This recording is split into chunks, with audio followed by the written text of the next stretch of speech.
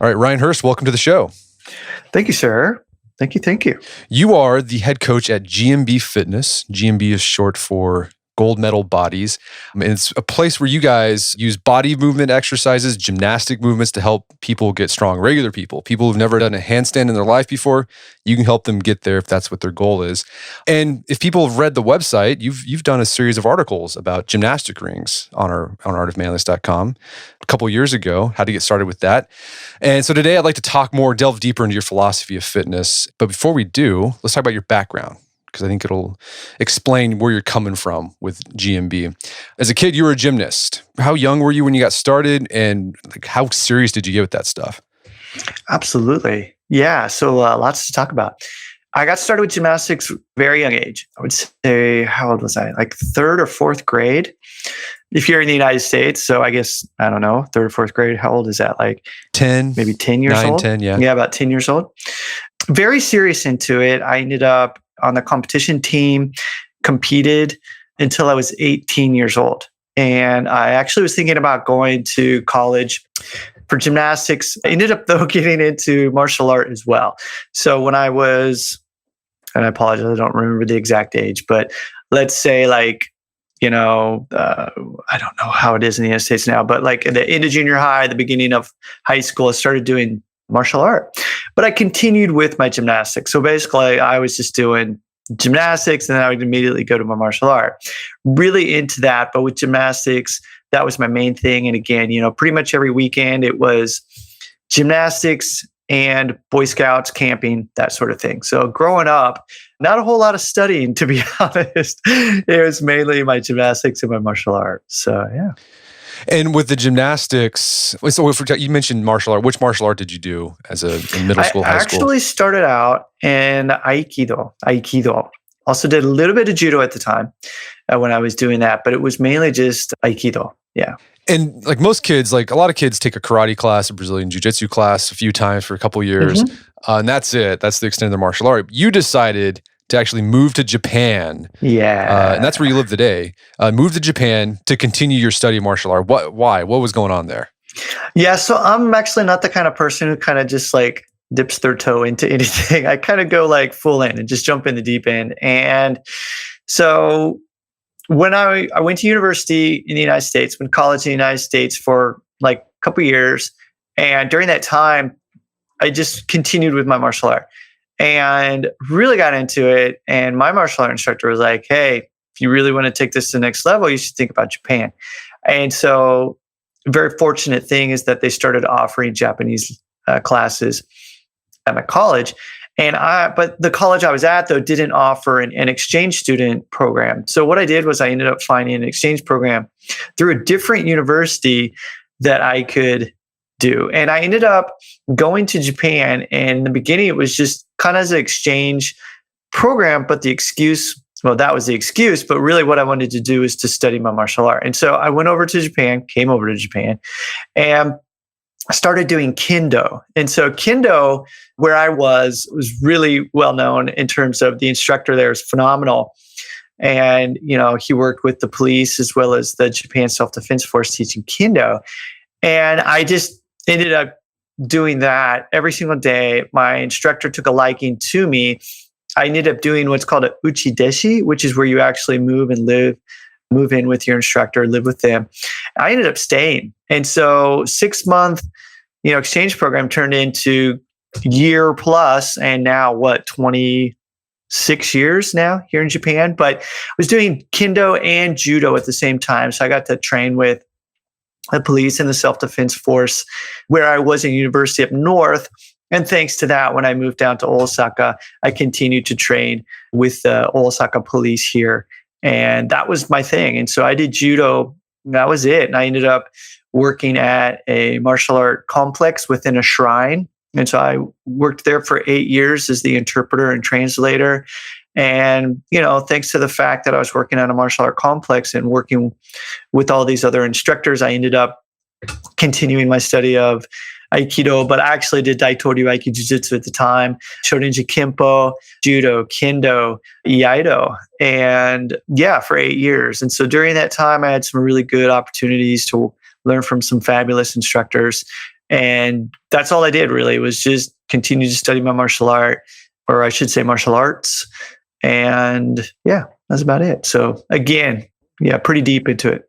Yeah. Were you still doing any gymnastics at this time, or was it just all martial arts all the time? I was not. I actually, at age 18, after I graduated from high school, I stopped doing gymnastics. And I did get into I continued with like moving my body, obviously, when I was doing my martial art. And so I was doing other training. And for judo, outside of judo, because I was on the judo team here, and so they would have us do quite a bit of extracurricular training. I actually got into a lot of yoga, to be honest, because I knew I needed some, continue with my flexibility. And I just liked, the particular style of yoga that I was doing over here.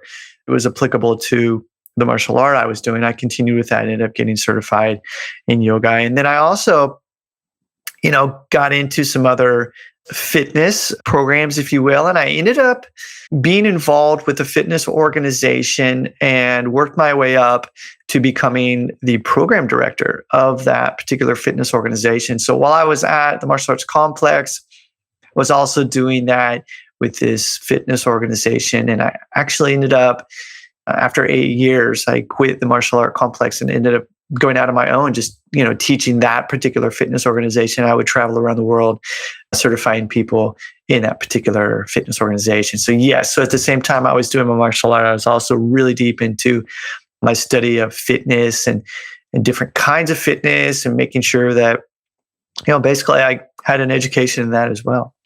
Well, in your about page, it says you had an injury in your martial arts career that caused you to reevaluate your priorities. Like, what happened, and then what shift happened after that injury? So this is interesting because that was a turning point in my life. And, thanks to that, it really changed the way I looked at everything. And so basically I was thrown in judo, and I had my shoulder basically just, it was dislocated, and I tore the ligaments in my shoulder and a slap tear, and ended up having to have surgery for it to repair everything. And it really changed the way I looked at everything. Obviously, I had to make some adjustments to my martial art. I was done because of that in terms of competing. So I was 31 at the time. I was about 31 years old at the time. Actually, a little bit older anyway, but at the time. And then basically it was like, okay, I need to start doing things differently now.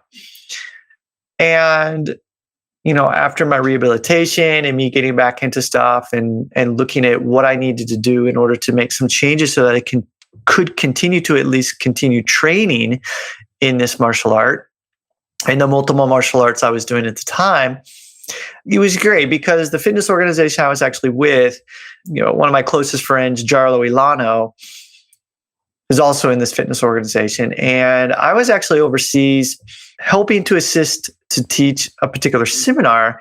And during the break, I was kind of messing around with some of the gymnastic moves that I used to do. And so to kind of come full circle here was I hadn't done any gymnastics until that time that I really messed up my shoulder, because I realized, you know what, these are some of the movements that I'm very comfortable with, I grew up with. I know what's going on in these movements. I think they can really help me. And I was just kind of messing around with these moves during the break, as I mentioned. And a lot of people were coming up to me saying, hey, can you teach me that? And yada, yada, yada. And these were things that we weren't covering in that particular fitness organization. So this is different. So this was just me, again, just messing around. Well, later on, Jarlo, I mentioned, was like, hey, man, you should be teaching that stuff. And that is really the start of where GMB came about. And that was looking at how can we look at this particular movements that I was doing when I grew up, also looking at martial art, and teach it in a way that's going to be good for people who actually weren't gymnasts, who just want to be able to move, better, to feel better in their bodies, who might have taken a long break from exercising, and maybe they don't like the gym, and maybe they're doing something else in their life and they want a different way to move and to get strong. And that's really kind of where that came about. And so in the very beginning of GMB, it wasn't this grandiose idea of we want to change the world or anything. It was just simply like, hey, let's teach some fun stuff. And so that injury really changed the way that I looked at my own body, but also how, approaching other people and how I could help other people who might have also had injuries or had not trained for a while, and kind of bring some fun back into the way they train, rather than just thinking, you got to get under the bar. It's got to be bench press. It's got to be shoulder press or something like that, which I think those are very, very good movements. I think those are wonderful. But all we're trying to do, especially now, is show that there are some other ways to do this. And it's all about really your why. Why are you doing this? And for us, I'm kind of jumping into where we are right now at GMB, but it's for us right now, what's your why? Why are you doing this? And what do you need for your why? That's just the most important thing. And while GMB did start off with that, gymnastic flavor, and of course, the influence of martial art there, in the very beginning, it was about skills, and we looked at rings, and we looked at pirouettes, and we looked at tumbling and things like that. But over the years at GMB, and we're going on 10 years right now, it's morphed into mainly looking at just the method.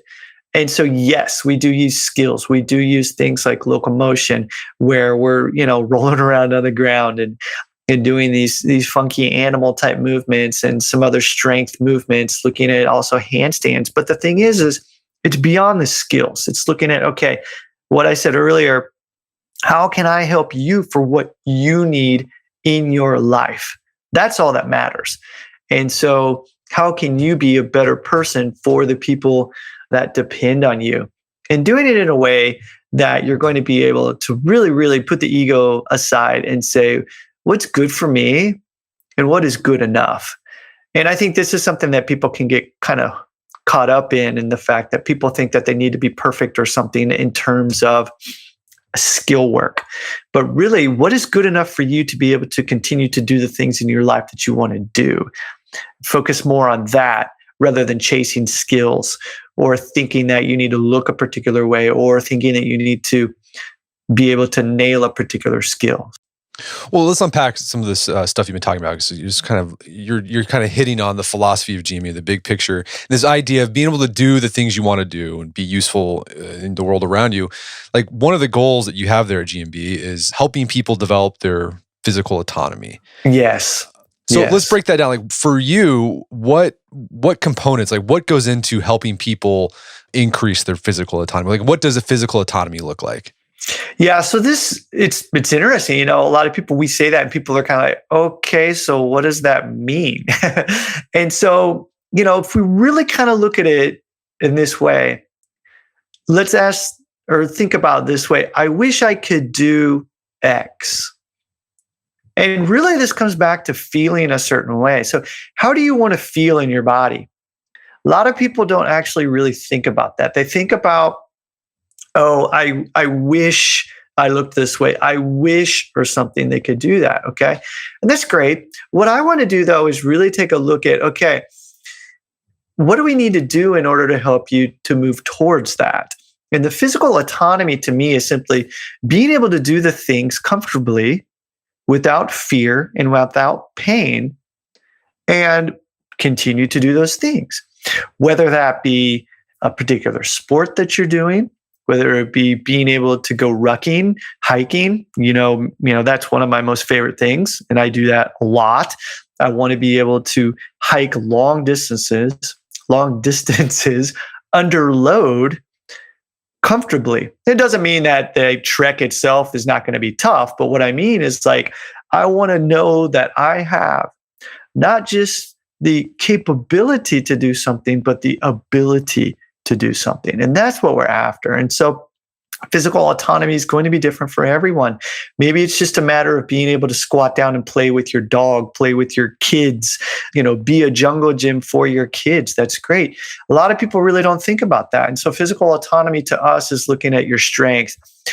Strength, what sort of strength do you need? Because there's different kinds of strength, of course. And, we're just talking about the physical right now. the mental side of it is another topic in itself. But if we just look at the physical strength, what do you need in order to do the things that you want to do? Do you have good enough flexibility to be able to do what you want to do without fear of being injured or getting injured? Do you have the control? This is one thing a lot of fitness organizations don't think about, is that control component, the body control. Is your body able to move in the way that you want it to move? And the other thing about physical autonomy is looking at exploration. Are you able to explore certain movements beyond what you're just doing right now? Well, let's go back to this idea you mentioned there's a difference between capability and ability. Absolutely. Can you flesh that out a little bit? Because I thought that was interesting. Sure. So capability, if you look at capability, we're looking at the base skills. So we're looking at having a foundation of a particular movement, a particular way that you want to move. You can look at it as a way, for example, do you have the necessary strength, flexibility, and control to squat down? Super simple, right? And a lot of people think, oh yeah, I'm strong enough to do a bodyweight squat. Okay, great. Do you have the necessary flexibility and range of motion in your ankles and your hips to be able to do that while under load? And so that's something to look at there. And so if you don't, then what you do is you need to focus on getting that particular range of flexibility. Once you have that, then you look at honing that skill and the ability to move beyond that and look at sophisticating the movement. And so now you have the capabilities and the strength, the flexibility, and that control. You can start moving and maybe start working on shrimp squats or, a pistol squat or something else that is going to be able to do it in a way, like I mentioned earlier, where it's not that you're going to necessarily be able to nail that skill right away, but because you have built those capabilities, you now have the ability to start training those particular skills. And so a lot of people kind of just try to do those skills without having that proper base. And so that base is where you need to make sure that you have that and that it's good enough to be able to start working on the ability to train other progressions and skills like I mentioned. And something you mentioned regarding having the ability to do skills is being able to do them without fear. And one skill I think is a good example of this is the handstand. For the handstand, I mean, if you're looking at just going to handstand, there's a lot of the ways that I would really look at it, to be honest, is the two main things for me are safety and addressing the fear factor. And so this is where people actually get, caught up. And that is, they just start working on walking up the wall, or they kick up and they put their feet on the wall, and that's great. And then they come away from the wall and they start to do a handstand and realize that they keep toppling over, and it's also really scary. And so my main thing, and from the very beginning, is, okay, let's address those. And the way that I do that is we focus on the bail. Can you safely bail out of a handstand? The way to do that is you work on your cartwheel. If you can do a cartwheel, you can bail out of a handstand. The better you get at your cartwheel, the better off you're going to be able to bail. Therefore, the fear of being upside down is not going to be there as much as it was before, because you understand you have the ability to bail out of the handstand. And so this is a huge, huge factor that a lot of people don't take into consideration when they're training particular skills. Any skill comes down to having the first work in the capability, but then having the ability to perform that movement safely and addressing fear. I think really that's kind of that way with everything in life though, right? Well, so let's talk about this idea of increasing physical autonomy. There's three components, not the only. This is not exclusive, right? But strength, flexibility, control, exploration. And a lot of times when people want to train for those three things, they do it separately, right? If you're going to strength train, you're going to do a push-up, or you're going to do a bench press or squat. Yeah. Flexibility, you're going to do yoga, have a yoga day, and then control, you might have like a skill day where you practice these things. But at GMB, you guys try to do all these things at once, and you think it's more efficient that way. How do you train for all three components all at once? Strength, flexibility, control, and exploration. Absolutely, yeah. So I want to be clear that that we're actually, the focus is not on all three at once. We're focusing just on one or maybe two of those components, but there's always going to be those three components within anything you do. And so, like they say, goals are like arms. You can't have more than two. And so trying to focus on too many things all at once is not really going to be the most productive way to do things. So let's say, for example, that we're looking at strength. And so you know that you need to work on your strength. You want to work on your strength. You want to increase your barbell squat. Now, barbell squats are actually not something that we cover in GMB, but I'm using this as an example because we can all have an image of a barbell squat. Now, we know that in order to get super duper strong, we're going to have to load up that bar and work towards increasing the amount of load we place on ourselves while we're doing that. Great. But what we notice is that we are having trouble with our hips and the flexibility. And I'm going to change this a little bit. Let's look at mobility. Okay. Another different topic, flexibility and mobility, a little bit different, but basically let's look at mobility. And while we're moving, we find that our hip flexibility is having some issues. So then what we can do is, even before we start doing those particular barbell squats, we can work on our hip flexibility, whatever's good for us that day. And it can look very different. We can be looking at using some movements like in GMB, we call it the monkey. And basically it's like you do a squat on the floor and you place your hands down and you traverse side to side. What you're doing is it's working as a prep movement, a warm-up, if you will, but as well, it's helping with the range of motion in order to get you deeper into that squat position. It's also helping with the ankle mobility. And as well, like I mentioned, as a warm-up, it's getting you ready to put load on yourself for that movement. Now, this is one way that you can work on this while working on your strength at the same time. So as well, like anything, you're not just going to jump up and slam a bunch of 45s on that bar and start squatting. What you're going to do is you're going to start off with maybe the bar that's unloaded, maybe start off with lighter weight. And that can be the control portion of the movement. And what you're just trying to do is perform the most beautiful squat that you possibly can do. Yes, it's a warm up. You're working towards adding more weight. But the thing is the focus should always be on quality repetitions and making them beautiful. This is something I like to talk about, and that is make it pretty. It doesn't matter what you're doing, just make it pretty. If you can focus on making it pretty, that means that you're focusing on the quality of the movement and you're very aware of what's going on within that movement. That is how you can be working on control. You're also working on your strength at the same time. And as well, you're hitting that flexibility component because you understand that you do need to work on increasing range of motion in your hips. Therefore, the movement that the example was using, the monkey movement before your squats in order to do that. Then afterwards, you can continue to work on your hip mobility, flexibility if you need be. So while we are looking at all these components and while, some people say, oh yeah, I stretched before or I stretched afterwards, our main thing, to be honest, in taking these three movements is looking at, and I know this is an overused phrase, but the biggest bang is your buck. And so what are the things that we can be doing, one movement per se, for example, the monkey, that can give you these benefits without having you to do a 20-minute foam roller warm-up before you go in and do an hour-long, workout, and then afterwards 20 minutes of flexibility or something like that. Because let's be honest, the majority of us out there, we're grown-ass adults. We don't have 8 hours a day to train. We're not professional athletes. I'm not a professional athlete. Yes, this is my job, but my job is to work out, if you will. But the thing is still, I only do that maybe an hour a day. And so what we're after is looking at what are the key components that are focusing on the strength, flexibility, and control that are going to help us towards our why, towards our goal. That is what we're after. In GMB, we're not about trying to work out more. We're actually trying to work out less and finding the exact things by using assessments. We use a AAA framework. We assess the situation.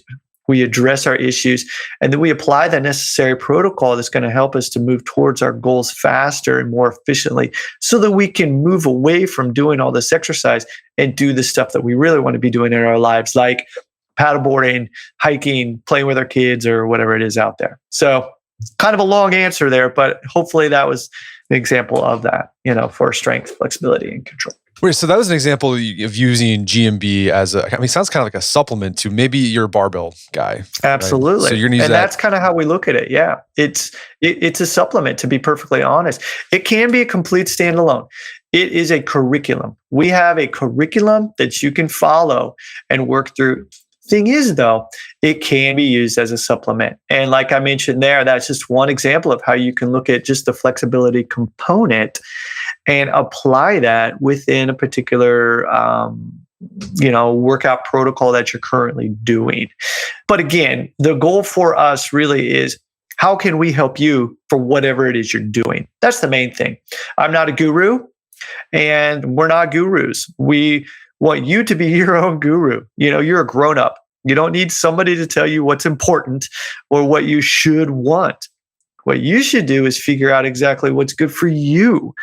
What do you want?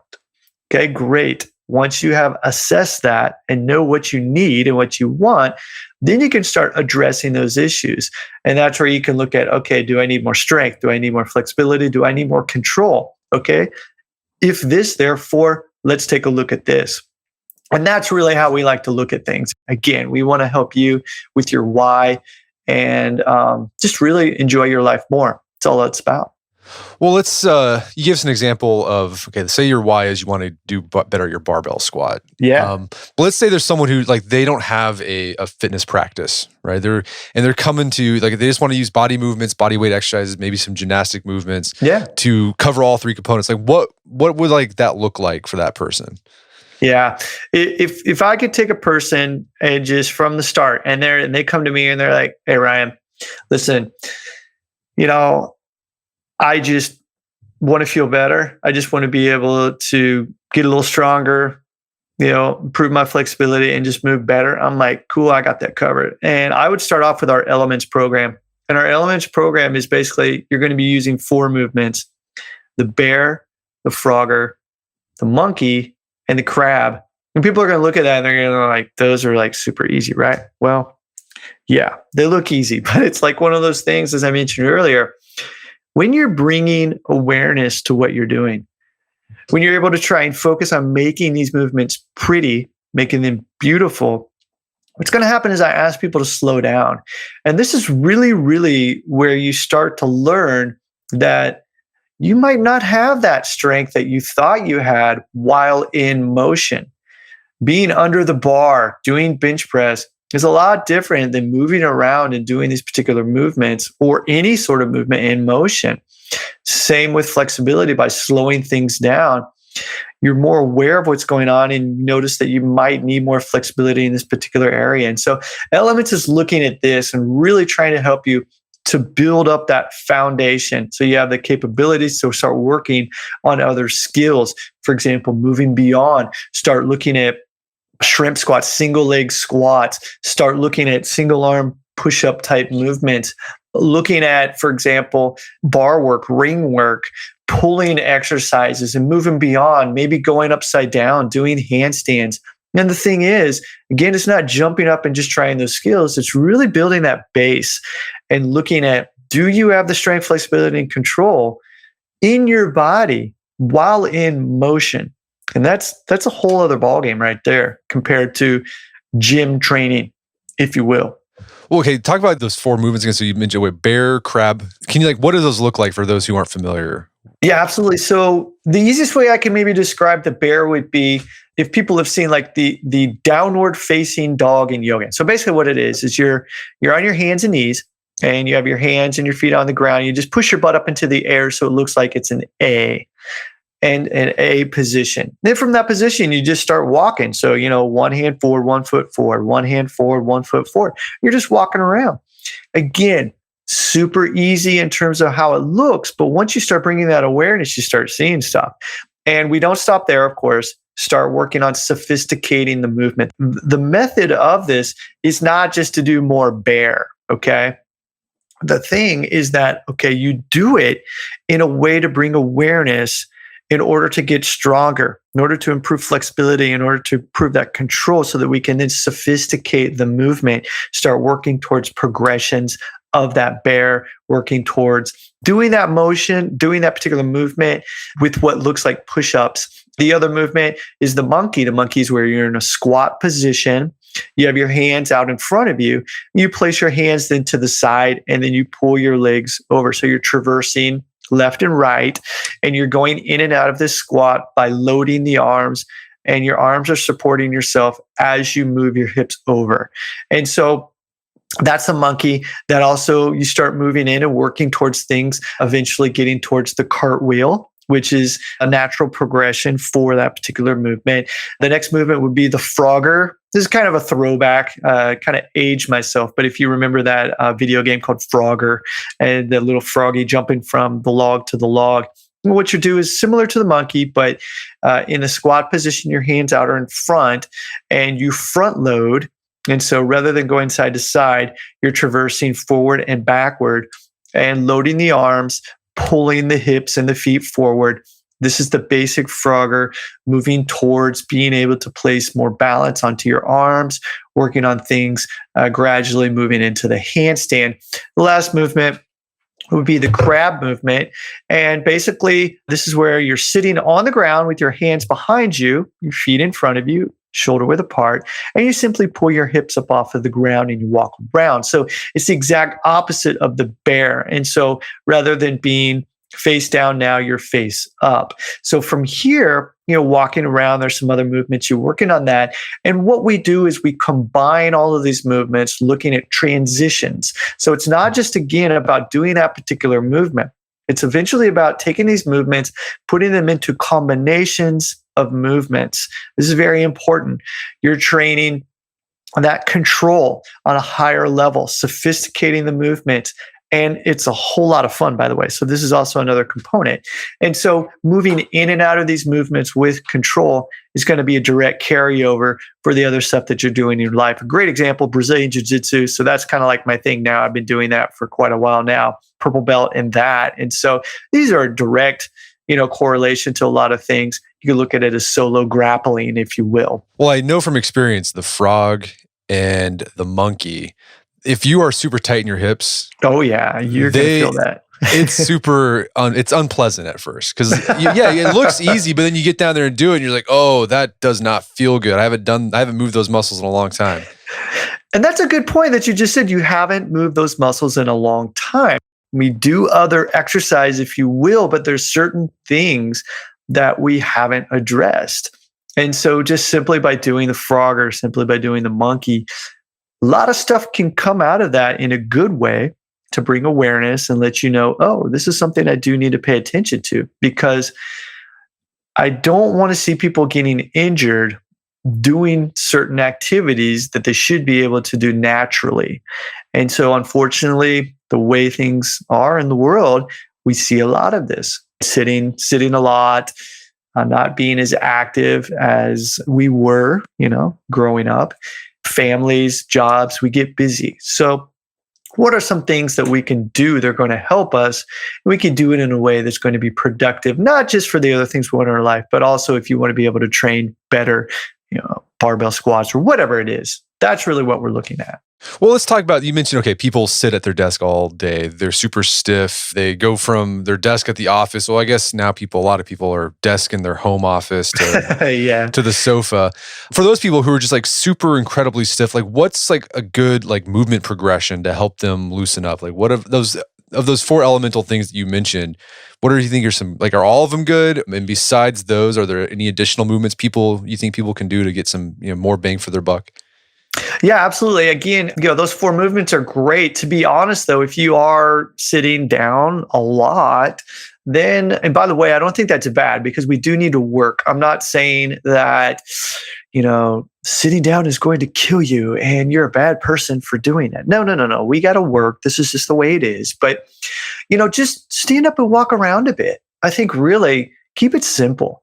It's yes, there's movements out there that we can be looking at, specific, prescription, if you will, for particular areas of the body that are going to help you. But if we're just looking at, okay, we've been sitting, lying down on our sofa, whatnot, then just get up and walk around a little bit. And it doesn't need to be far. It'd be great if you could go out and take a walk. I think everyone should be walking every single day.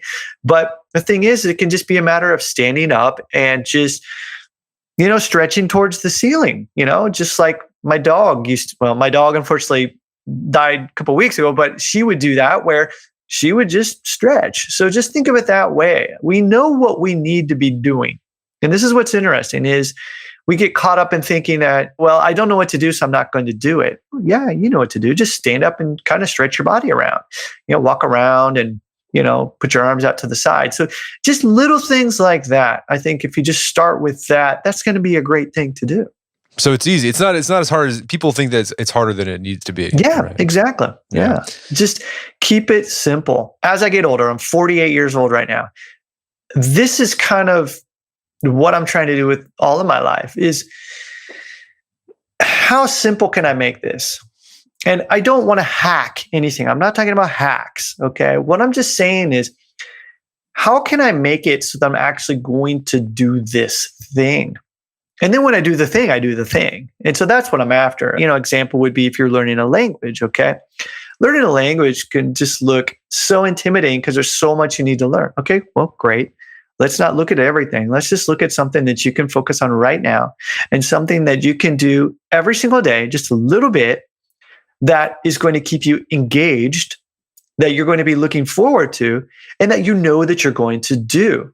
Doing that, you're going to be creating a habit over time. Find something that you enjoy and just do a little bit of that each day. So I know you're not overly prescriptive at GMB. You're always looking at what people's goals are. But I mean, are there some basic skills you hope people can acquire after they've worked with you for what are some things that you think you hope people are able to do effectively, efficiently after they've been working with you for a while? I want to see people move comfortably on the ground. And so to me, what this looks like is, can you go from standing to the floor and back up very comfortably? The other thing is moving around on the floor. So for example, just using the bear, monkey, frog, or crab. If you can do that, hey, good, you're great. That's a great place to be because that shows that you do have the autonomy there, the physical autonomy, and that's going to carry over for a lot of other things. Do you have the ability to squat down? So this also comes back down to going from standing to the floor. Do you have the ability to squat down in a way where there's no pain? Do you have the ability to balance on a single leg? Do you have the ability to pull yourself up? In other words, can you do a chin up? Do you have the ability to do an inverted press?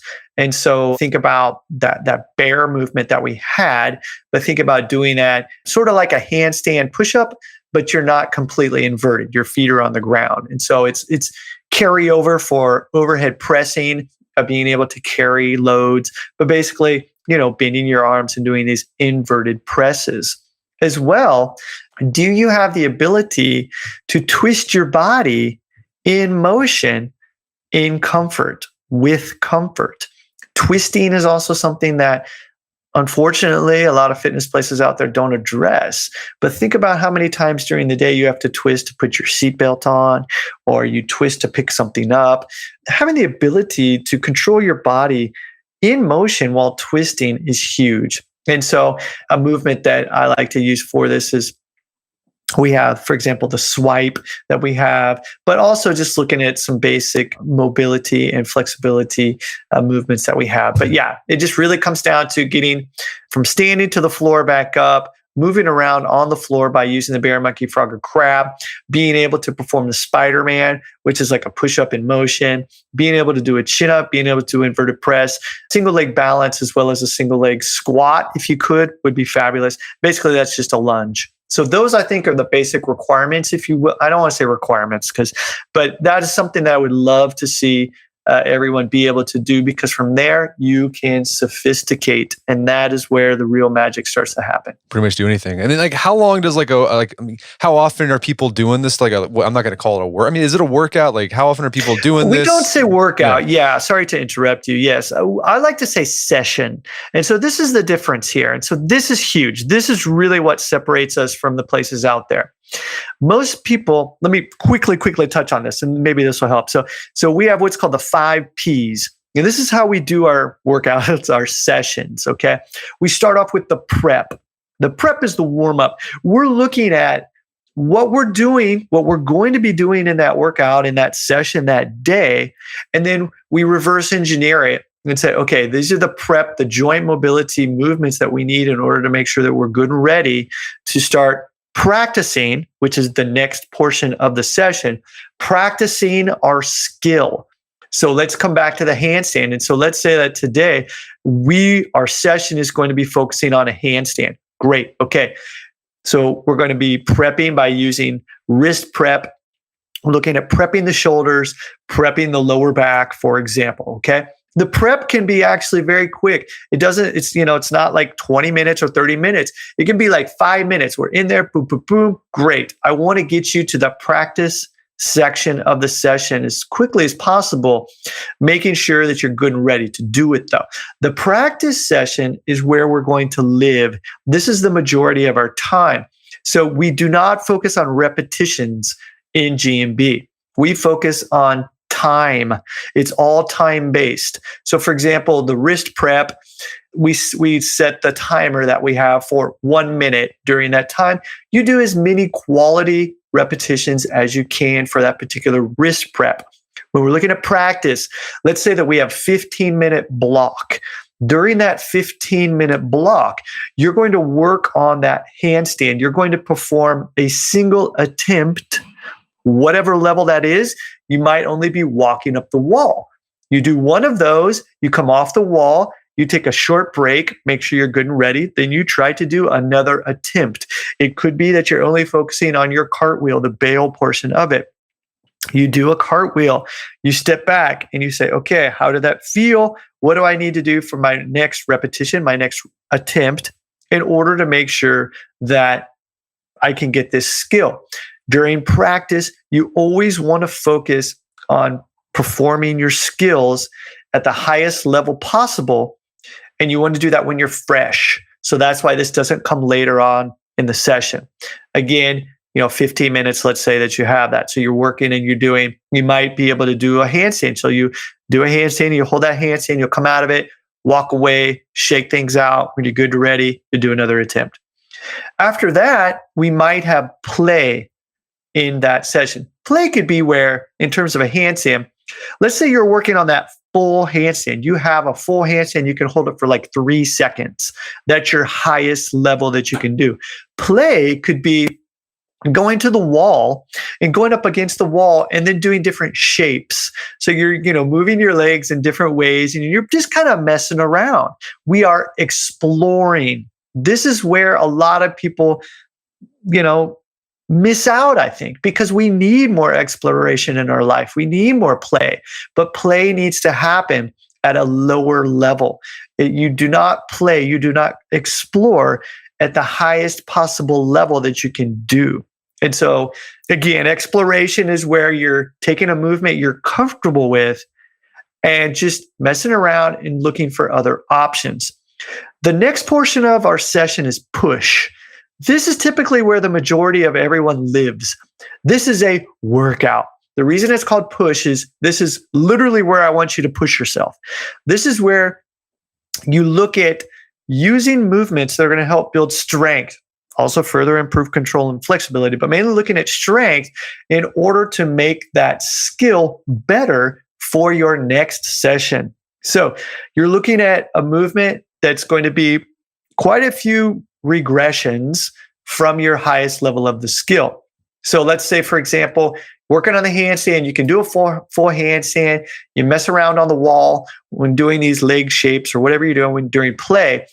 Push could be where you go to the wall and you just try and hold your handstand with the most beautiful form possible for a minute. That's killer.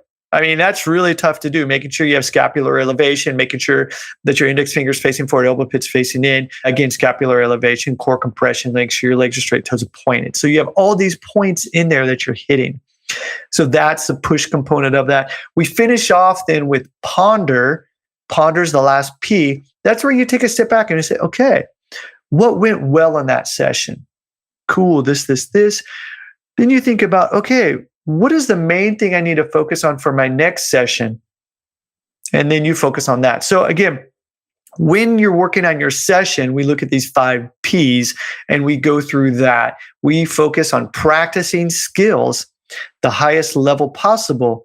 And then we look at getting stronger with those skills by pushing ourselves, but we use a level that's a little lower. To give another example quickly for people, if we're looking at, for example, like a pistol squat, during the practice portion of it, you might be doing a full pistol squat, but when you go to the push, you might actually only be using like lunges or a movement that is at a lower level. But the thing is you're doing time under attention.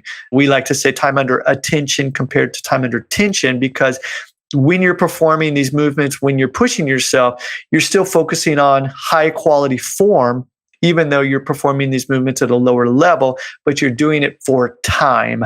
So it might be a circuit where you're doing 45 seconds with one movement, then you move on to the next movement, 3 to 5 movements during that circuit. But again, very high quality movements. At any time that form starts to break down, then you'll move down a regression of that movement, but continue to getting quality reps so that you can produce volume, getting stronger for that particular skill. So lots of stuff I just threw at you, but that's kind of how we do it.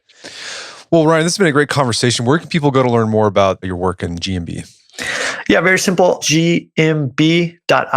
You can also go into Google, whatever you like to use. Just type in GMB Fitness. Likewise, Instagram, Facebook, Twitter. We're all over the place. Fantastic. Well, Ryan Hurst, thanks for your time. It's been a pleasure. Thank you so much, sir. My guest today was Ryan Hurst. He's the head coach at GMB Fitness. You can find out more information about GMB at gmb.io. Also check out our show notes at aom.is/physical autonomy, where you can find links to resources where we can delve deeper into this topic.